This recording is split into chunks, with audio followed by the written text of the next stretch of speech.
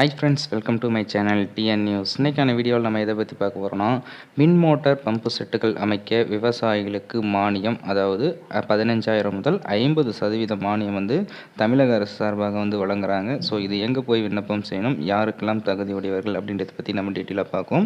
So அதுக்கு முன்னாடி நம்மளுடைய சேனலை சப்ஸ்கிரைப் பண்ணாதீங்க, சப்ஸ்கிரைப் பண்ணிக்கங்க. வாங்க ஃப்ரெண்ட்ஸ், வீடியோக்குள்ளே போகலாம்.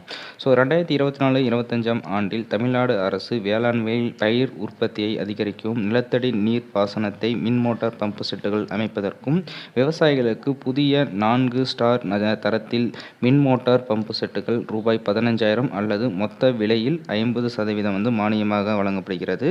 பழைய பம்பு செட்டுகள் மற்றும் புதிதாக உருவாக்கப்பட்ட கிணறுகளுக்கு புதிய 4 ஸ்டார் தரம் கொண்ட மின் மோட்டார் பம்பு செட்டுகள் வழங்கப்படுகின்றன. மின்சார வாரியம் மூலம் அனுமதிக்கப்பட்ட குதிரைத்திறன் அல்லது அதற்கு குறைவான குதிரைத்திறன் கொண்ட பம்பு செட்டுகள் வாங்கவும் மானியம் வழங்கப்படுகிறது.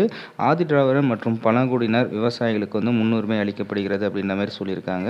ஸோ இது எங்கே சென்று விண்ணப்பம் செய்யணும் அப்படின்னு பார்த்தீங்கன்னா, மாவட்ட செயல் பொறியாளரையோ அல்லது பார்த்தீங்கன்னா வருவாய் கோட்ட அளவில் உள்ள உதவி செயற்பொறியாளர் அலுவலகத்தை அல்லது வட்டார அளவில் உதவி பொறியாளரையோ அல்லது இளநிலை பொறியாளரை அணுகி நீங்கள் விண்ணப்பம் செய்து இதற்கான மானியத்தை பெறலாம் என்று தமிழக அரசு சார்பாக தெரிவிக்கப்பட்டுள்ளது.